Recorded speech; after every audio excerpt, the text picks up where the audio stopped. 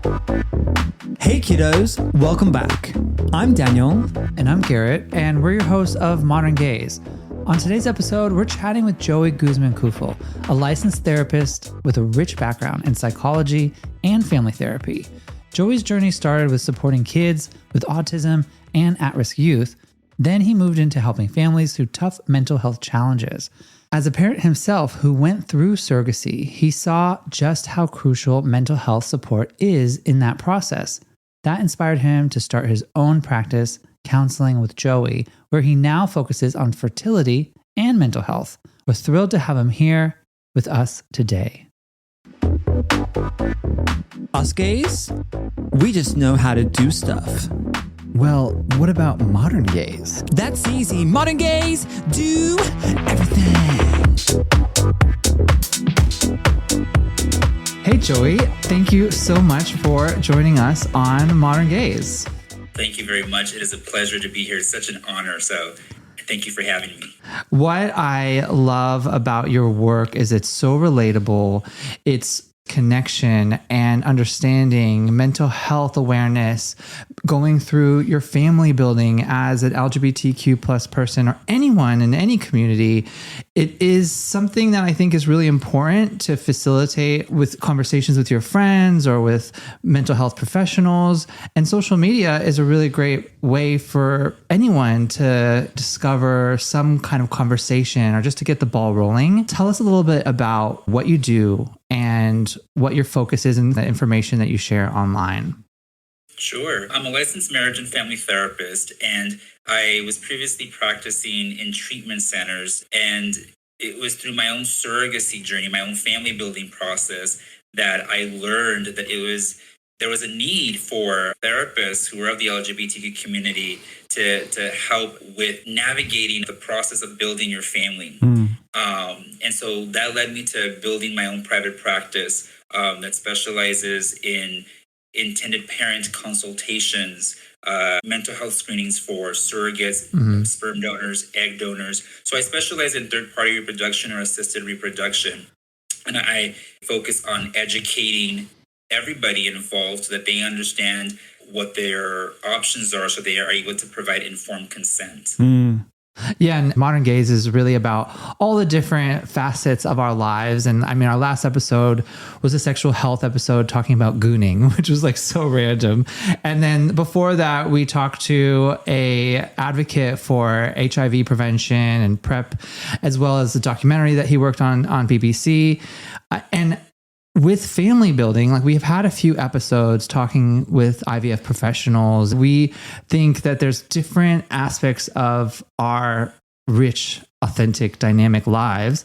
And family building is something that we're really interested in, obviously. Through this process of coming out and accepting who you are as a queer or gay or lesbian or however you identify as a human being, what are the early conversations that you start having or you start to see within the community when people are starting to think about what family means to them? Yeah, so the early conversations that I'm having with people is, how do we start? What do we do? What are we supposed to be looking at? And that is why it's so crucial to me with a mental health provider when you're thinking about building your family, or when you've connected with a fertility clinic and they're starting your own medical screenings. It's important to speak with a mental health provider prior to really selecting an egg donor or even starting to work with a surrogate, so that you understand what the options are and how do you get started? Like, what is important in your family building process? What does your vision look like? Are you planning to have one child? What should we be looking at when we're trying to find an egg donor? Right. Same thing for a surrogate. And how do you decide, especially when you're in a same-sex couple relationship, and if it happens to be two men or two women, who is going to share the genetic link to your child? And those are conversations that you want to be having when you're getting started, so that when you're out there making your decisions, you have a basis on what you're going to move on. I love that. The process of building your family, especially as a queer person, it can probably be quite overwhelming because one, overwhelming in the fact that there's not much information out there and that you do really need to kind of look. And when you find your resources, then you can obviously get into it. But at least that's how it feels at first. Right. I think as intended parents or anyone who's starting that journey, it feels like there isn't a lot out there. There is. Yeah. But it's sometimes gatekept, or it's hard to find, or you really have to start asking questions to discover it. And it's probably also really isolating, and I'm sure the highs are highs and the lows are lows. So run us through what you find in your own professional work, the types of different emotions that people go through when they are building their families or starting that process. So, of course, it can be stressful. I mean, exciting, stressful. Again, where do you start? And then when you finally start, there's so much information, then you start to feel overwhelmed. And then that can create a sense of frustration for the individual and then for the couple itself. And then once you start to realize that there's this huge financial piece, then there's a different type of frustration that comes into play. That there's an emotional toll, financial toll that this family building process takes on us. And it's very different too for us as queer gay men.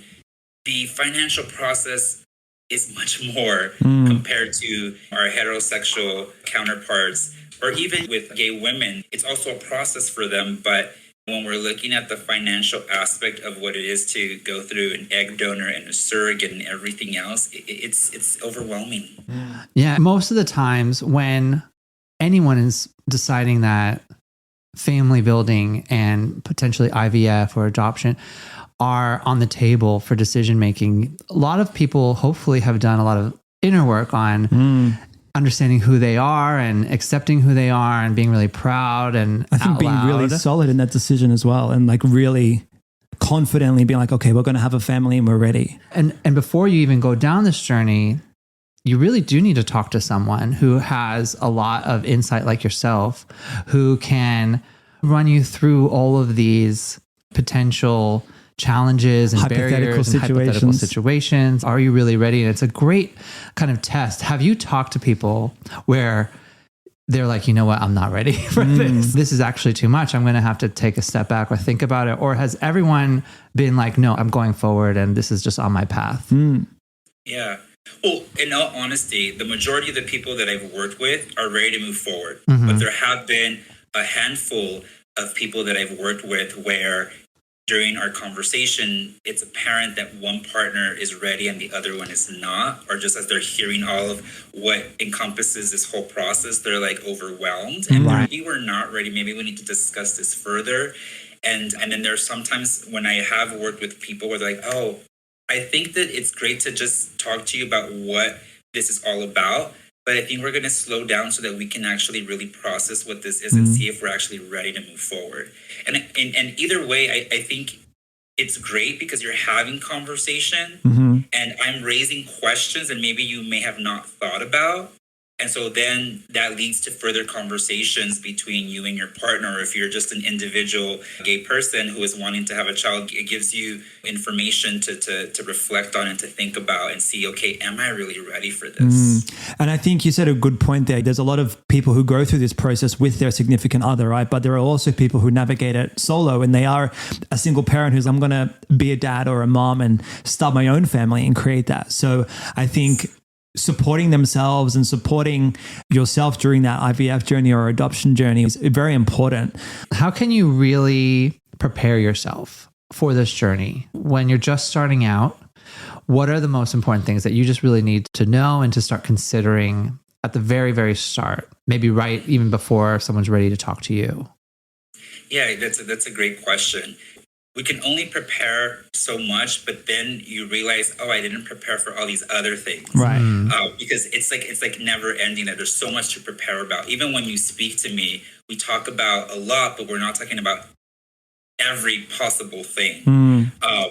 But if you're starting out just by thinking, okay, we want to have a family, what does that look like? Again, you want to start off by picturing, what does our family look like? Again, do we want to have one child? Do we want to have more than one child? What would it look like if one partner has a genetic connection versus the other, or vice versa? Or are you both planning to provide your genetics so that you both share a genetic connection with your children. Financially, what are we looking at? What have we saved up? Do we need to save up? For how long are we going to be saving up? Are there potential organizations that offer any financial assistance for queer people, for gay family building? What does our families know about our relationships or our family building planning? I have to say that in the work that I do, there are many couples who have not come out to their families who want to have children. Interesting. Or who feel that once the child is born, that they're going to come out, and that'll be kind of like the icebreaker of it's going to be okay. Or they haven't figured out certain things about their own individuality. So many of us that don't come out are fearful because we want to have a family or we want to have children and have that dynamic in that family. And I think people doing that as kind of a double whammy and having the child and then also coming out and being like, this is okay. Like we can still be a family and this is just what it looks like is very special. I want to break down that a bit more because I feel like judgment plays a massive role here and also fear of judgment. Yes. And there's a lot of people with a lot of opinions, especially within our own families, expectations of what our parents wanted us to be. And I would hope that you wouldn't use this experience only to get someone else's acceptance, especially when you're bringing someone else into the world. How do you deal with, or what are some tips that you think that someone can really be mindful of when they're dealing with judgment or when they might have their own self-inflicted judgment? You mean when they're sharing their story? Yeah, like when you're going through this process of having kids and going through IVF and having your parents involved or other family members. Here, one thing is a lot of people told us that we should have a girl. A lot of people are just like, oh, you need to have a girl because they just thought we were fabulous and we're going to dress up and we're going to be fashion and because we're gay and fat. But it's just like a lot of judgment gets passed on. That's a subtle judgment. It's not malicious or mean-spirited, or it's just kind of their own thinking around what we should or shouldn't do.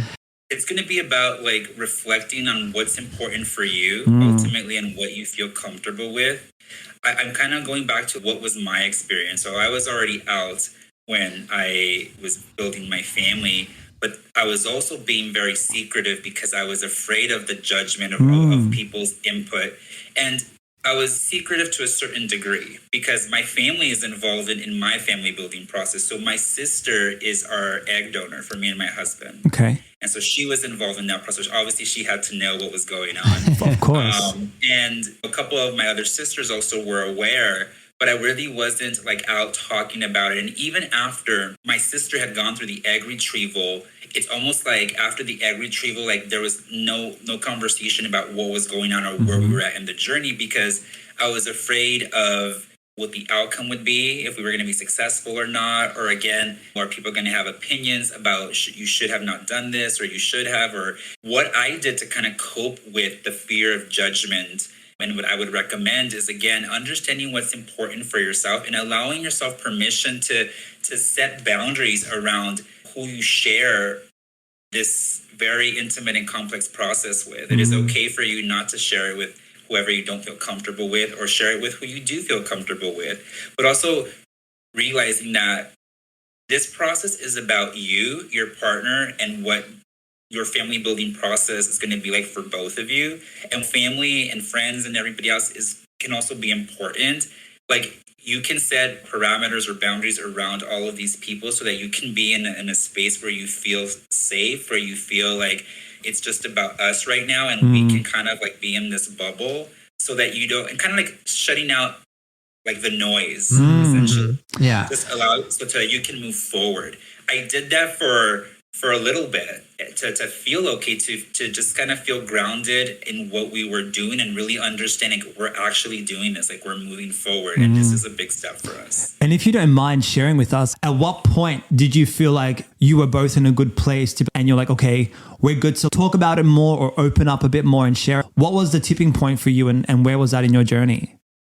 Yeah, great question. So for me, I identified a couple people that I felt like, okay, these are going to be my people who I'm just going to be open about where we're at, however the outcome is. These are the two people. Because I also didn't want to share it with a lot of people because there's also the worry if we're not successful, I'm going to have to repeat so many times what didn't happen that makes me relive that experience. That's going to put me back into a very sad space. So I thought, okay, these are the two people that I'm going to speak to. And if they need to share that information afterwards, and they can be like my spokespeople. Yes, I love that. Kind of like to share the information.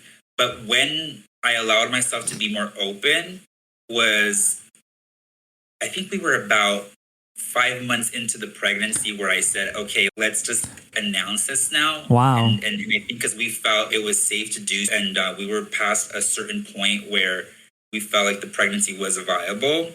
And my husband and I were just like, okay, let's just announce this. I think we're in a place now to just really do so. And having done so at that time, it just felt so freeing. Like it just felt like now we can really celebrate and rejoice in what we're doing and letting other people now celebrate us as well. Going through this process of IVF specifically, when you are creating your embryos, and you really do need to start obviously with an egg collection, finding an egg donor.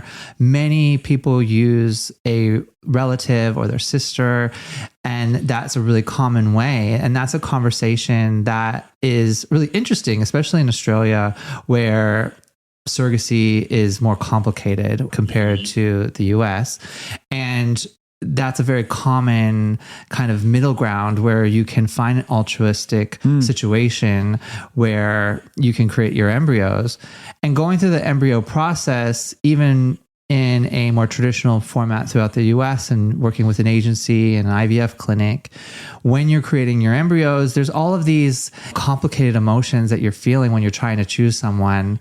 And many people choose based off of the looks because they want to kind of look like you or your partner, or some people look for all different types of things. And there's a lot of information, and it feels like you're on Tinder swiping through some people, and it's very different profiles. And it can be very awkward for a lot of gay men and other people to kind of switch that mindset and find someone who will help represent and build their family in that way. That's a very obviously complicated process, and getting through that is very simple. It can be simple, but it feels sometimes complicated. And you go through these hurdles of now getting to this blastocyst stage, or you've collected your eggs and you have your sperm collection, and you're working with an IVF clinic to create your 5-day blastocyst, and you're watching these numbers dwindle because you have all this anticipation, all this excitement. It's cost a lot of money to get to this point already, and you're already kind of going through a sense of happiness, but also defeat because you're not an IVF doctor. You're not yourself a clinic specialist. You're not an embryologist. In that process of going through the kind of ebbs and flows, the ups and downs of even these early stages, what can you do to keep yourself motivated and focused on the end goal and stay in that place of happiness and joy, which is why you started this whole process in the first place? Yeah, I'm glad that you asked that, because I was just talking about this with one of my clients that I was working with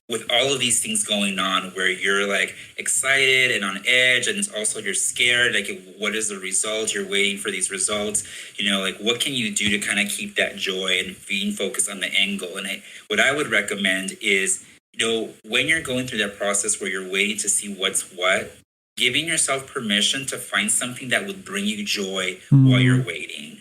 Because this is going to bring you a lot of frustration. There's going to be a lot of anxiety. And it would be nice if you could just engage in other things that bring you joy that is not related to the IVF surrogacy process, so that time is also able to move quicker. And then you've had 7-10 days of just feeling hopefully somewhat relaxed because you allowed yourself to engage in things that bring you joy. So when it's time to find out the results, you're like, oh, wow, we're here now. And now you actually get the results. And hopefully the results are positive. But you've allowed yourself to give yourself some grace and some freedom to just breathe and not keep yourself incarcerated to the anxiety all the way leading up to when you're going to find out how many healthy blastocysts do you have. Yeah. and that type of thing. I think the blastocyst stage is definitely one thing, but I would feel like the longest wait would be that 10-day post-transfer wait, right? And navigating that and dealing with the actual anxiety of, are we pregnant or not? A lot of our friends have been through the journey and they have obviously shared their stories with us about the anxious wait, and even women who are just going through a natural pregnancy, right? And trying to get pregnant, when they go through that 10-day wait to say, am I pregnant or not? I think this word anxiety probably comes up a lot in terms of anyone trying to create a family. And I think even in life, like I think we can all get a bit triggered and a little bit anxious. So I think going back to the things you love is very important. But was there any specific time in your journey where you and your partner were navigating specific challenges, and how did you overcome them together as a unit? Yes. So both of our journeys, because I've been through surrogacy twice, both of our journeys had some rough parts in it. Our first journey, we had decided to do a double embryo transfer, which nowadays it might not be allowed. It's case by case because of the risk involved. Of course. But our rationale for that was, we don't know if we're going to be able to do surrogacy again. It's such an expensive process. And so we had 3 embryos. And so we thought, okay, let's do a double embryo transfer and we can have twins since we want to have 2 children. And then we're done. And that's that. And again, that it wasn't easy. So we ended up becoming pregnant on the first transfer with double embryo transfer. But our embryo also divided into 2. One of them, it split. Wow. And so we were now pregnant with triplets. And I knew that this was a possibility. But when we were talking to the therapist that we met with to have the conversation that I have with the people that I'm helping, it was really made to seem like the chances are very slight that you don't have to worry about it. Okay. But then it did happen. And now we were worrying about it. Because now this means that the gestational care that we were working with was going to undergo a lot of risk. And then there was me and my husband, so do we move forward with this pregnancy? Are we faced with doing fetal reduction? How do we feel about that? The other thing is, in most relationships, the couples might differ in the way how they think or how they process something. And so he and I had different ways of processing things and feeling things. And so then that created tension between the both of us. Of course. And so that was challenging in itself. At the end of everything, the identical twins, so the embryo that did split, they did not make it through pregnancy. So they ended up passing at 10 and I think it was 11 weeks. And that was really hard. It was really hard for me because I was now left with the loss and the grief of these 2 babies that existed for a little bit, and then being scared and riddled with anxiety about, is that going to happen to the other baby that we have there? And then it was complicated to feel excited and hopeful about that one, and feeling guilty about feeling happy and excited about the one when I just lost 2. And then my husband, he was processing the experience in a way that I felt like he wasn't feeling the experience. And so then I felt lonely and isolated. I feel like I didn't connect with him. And so this is when those identified people, they were like my life source at that time. Of course, yeah. That's why it's important also to have support outside of your relationship or your marriage, because you may not see eye to eye. And so these individuals that I went to were really my rescue when I was at the bottom. I remember I was at a parking lot just like sobbing because I couldn't believe it was happening. I was so scared. And this, my best friend, she kind of like nurtured me in that moment, and I really needed that. So many people have so many different types of experiences. And when you don't have a lot of access to information or people within your life who you can role model off of and see that they've gone through this process, a lot of people rely on social media. And even we have, when we see so many other gay dads on Instagram or TikTok sharing their story, and some are more vulnerable than others. And sometimes it can look that like first transfer, it went great. And it's just all of these happy moments, because that's really what the point of living being a life is to be happy and to be joyful. But those shared moments can kind of create a false sense of the experience because there are multiple situations that can happen, different experiences, second transfers, third transfers. You have a lot on the line on your emotions, on your finances, on the strain of your relationship. Yeah. And I value so much the people that share their stories because we need that. We as a community need to see those stories. It's so important.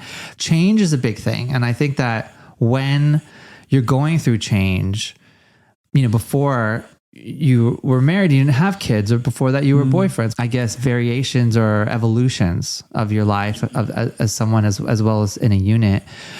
Going through a massive change like this and the unpredictability of it, especially with family building and IVF, and how do you adjust to this new reality? A lot of people can just be like, oops, we're pregnant. Oh my God, our lives are changed forever.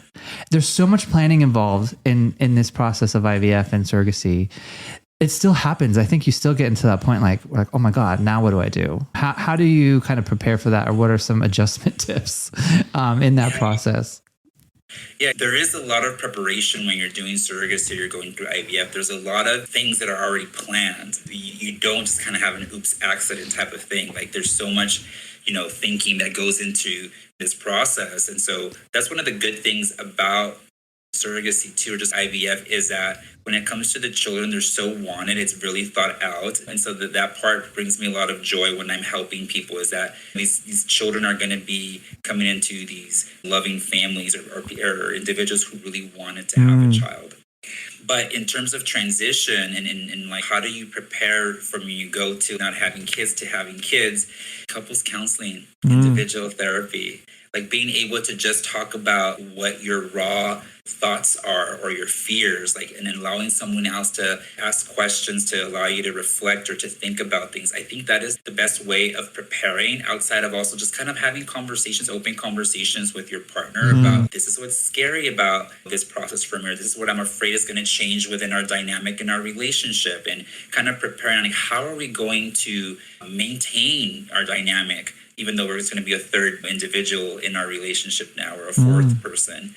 I have to say that in my relationship, it changed a lot. Also, while being a parent and having a child brings, it's joyful. It also comes with a lot of challenges. And I think that for me and my relationship, our children have highlighted a lot of things that me and my husband did not talk about prior. And so now we're kind of trying to figure that out. I mean, our oldest is 5 years old now, and our youngest is a year and a half.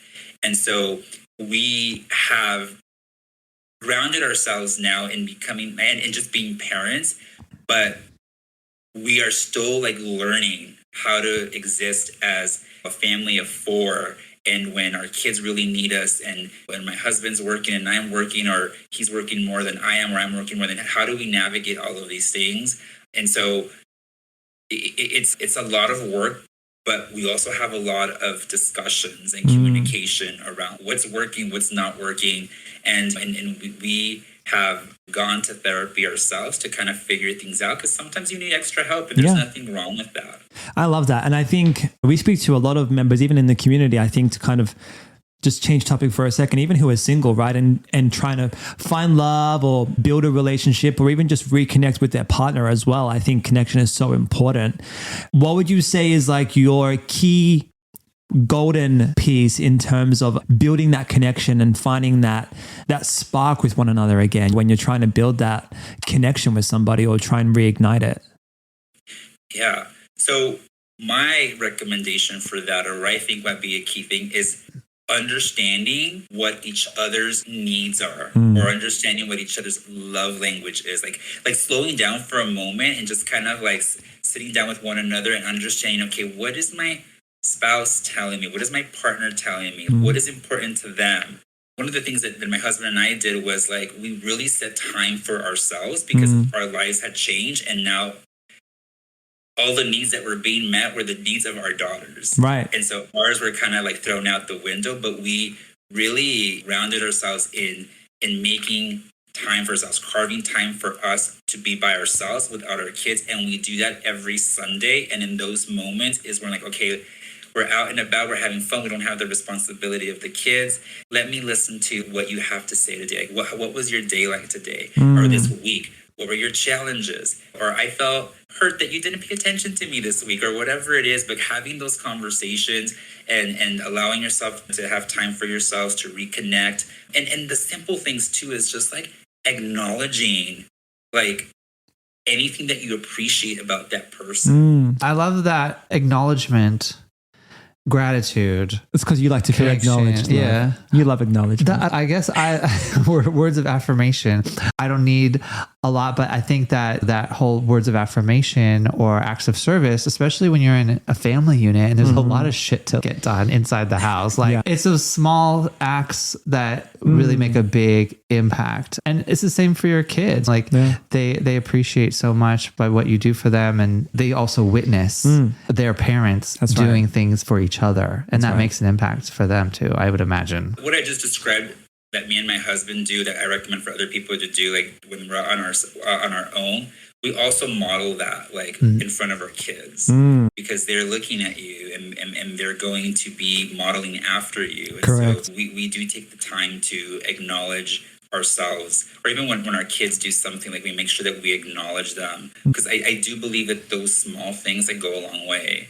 There are times where I'm just really tired because I've seen so many clients during the day and then I have to go into daddy mode and doing all the bathing and the washing the dirty clothes or just all these things. And when my husband says, gosh, I don't know how you do it, but that's amazing. I don't know that I can do that. Or just like when he says like any comment like that where he acknowledges me that he knows how hard I've been working and it really uplifts me, and that goes like a long way. And then I love him even more. I love that. For our listeners who are on the path to parenthood, what is your best advice to remember throughout the whole journey, from starting out along the way and then post delivery and you're living your best life? What is the most important thing to remember as a parent throughout this whole process? Okay. If you're on your path to parenthood, whatever that may be, whether if it's IVF, surrogacy, egg donation, sperm donation, adoption, you really want to understand from the get-go that there are going to be challenges. The hope is that things go smoothly, but please expect that it might be challenging. And you want to be able to build patience, because you do have to be patient when you're going through this process of building your family. And it's also important to not compare your journey with anybody else's journey. So on social media or friends or whomever, you're seeing these things, but you don't know all the ins and outs of their journey. So don't just think that, oh, they got pregnant before we did, and so I'm frustrated because they're 4 months ahead of us or whatever. Everybody's journey is specific to themselves, and you want to just appreciate where you're at. So don't compare your experience with anybody else's, because that's going to increase a level of anxiety and, maybe even disappointment and other unhealthy feelings that are not going to be helpful for you as you're navigating that difficult path to parenthood. Patience, don't compare yourself, and just really trust the process, because you're on your own journey, and whatever that looks like, it's beautiful for yourself. I think that's really important, because then you really are just focusing your energy to the present rather than all these other experiences. You're really focused on your own present. Our lives go so quickly. Kids grow up so fast. Like this process might feel daunting at the same time. Before you know it, you're through it. When you need to experience it all and to stay present, you really focus on your own journey and not others, which is great. Find your inspiration, but really focus on yourself. Yeah.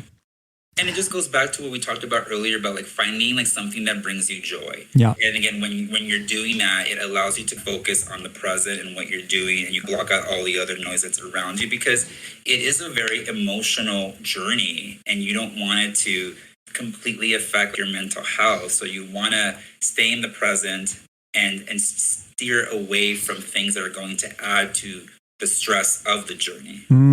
I love that. All right, I'm going to take those tips into our life like immediately in general. Yes. And I think a lot of people can relate to it if they're going through a family building process or not, or even supporting their friends who are going through this. And you're a great resource. And we'll share some more information in the episode notes to connect with you, Joey. But thank you so much for joining us on Modern Gaze.